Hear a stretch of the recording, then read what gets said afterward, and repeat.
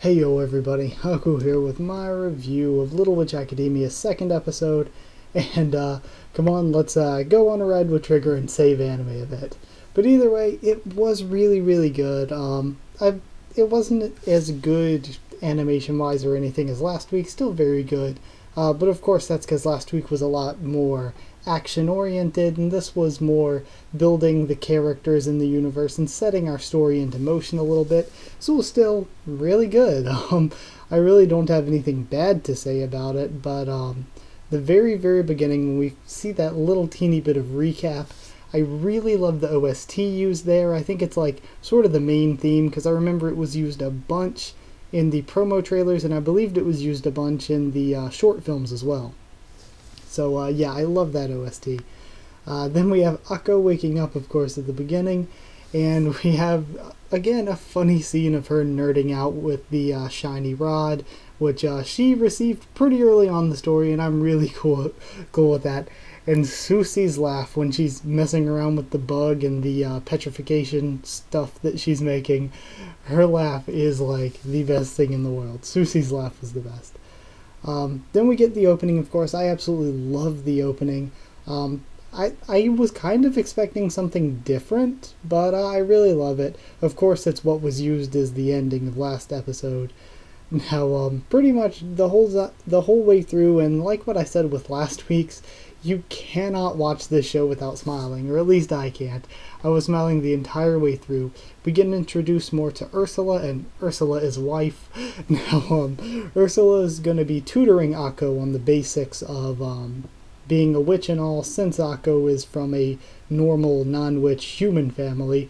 This is getting very Harry Potter-esque, but I think it was kind of meant to be that way from the beginning. Then we finally get our introduction in the anime series to Diana Cavendish, and at the same time, the whole time in the background of all the classes, Susie was like, there are a ton of huge Susie fanboys out there from the short films.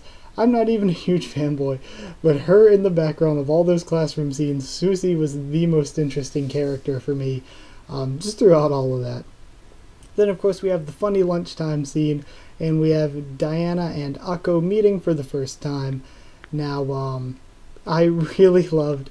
I had started noticing at that point, I love how the one scene, the plant started growing on Akko's head because of Susie, and then throughout the scenes until it was plucked off, the plant was like slowly growing. I love that progression and just the thought behind doing that with Trigger's animation.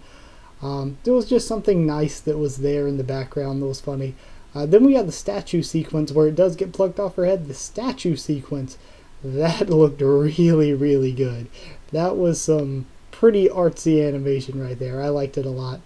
Then little Akko collecting the trading cards was the cutest thing ever. Like, that is the thing so cute you can cry over it. Like, I don't know, I'm really loving the show. And then, of course, at the beginning, she always says she doesn't know how to pronounce spells, and they talk about the Papillodio, or Papillodia?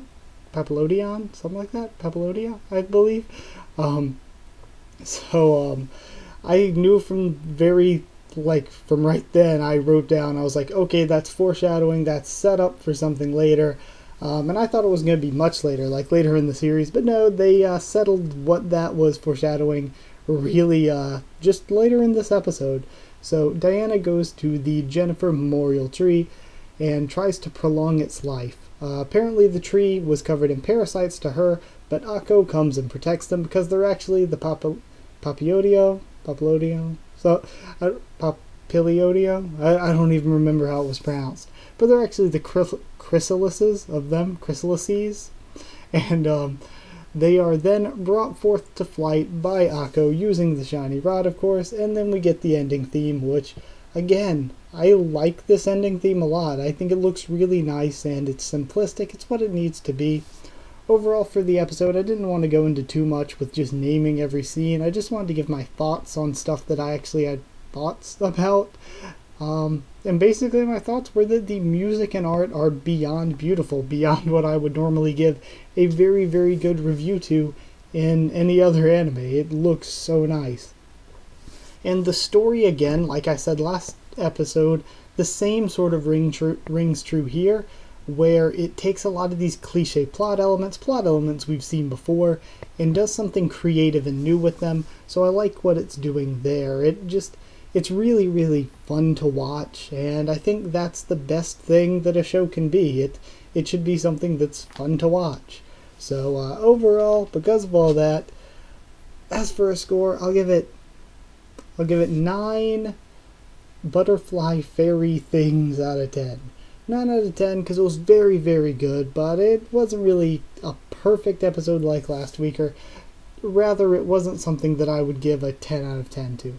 9 out of 10 to me seems fair for this one, so I hope you enjoyed. This is a very, very short and light review. No real deep thoughts because, like I said, it was basically just an intro episode. There was nothing really big or deep to get into, and I could have talked more if we didn't have the Papiodio and the I feel like I'm pronouncing that so wrong. If we didn't have the setup for that, and her not being able to pronounce the spells for Deanna to come in and help her, or Diana to come in and help her later with, if we didn't have that setup answered in this very same episode, we could talk about that being set up for stuff later on, but nah, that was handled right then.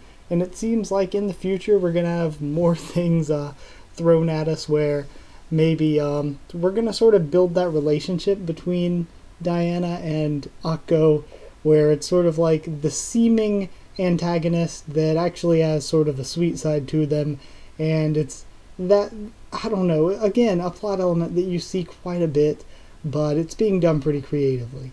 And I always like characters like that, so I'm a fan from the short films, and already a fan from the show of Diana Cavendish. So that's it. That's all I got this week. I hope you enjoyed the video. Like if you did like the video, and comment down there to tell me what you thought of this, what you thought of my thoughts on this episode, what you thought of the episode itself. Subscribe for more of Little Witch Academia, as well as Kobayashi-san China Dragon Maid, Demi-chan wa Kataritai, One Piece, a bunch of other things. There's one other anime, Yojo Senki, a lot of anime this season. Follow on Twitter if you want, and I'll try to keep you updated there and stuff for the channel. That's it, so thank you once again for watching, and I'll see you all next time.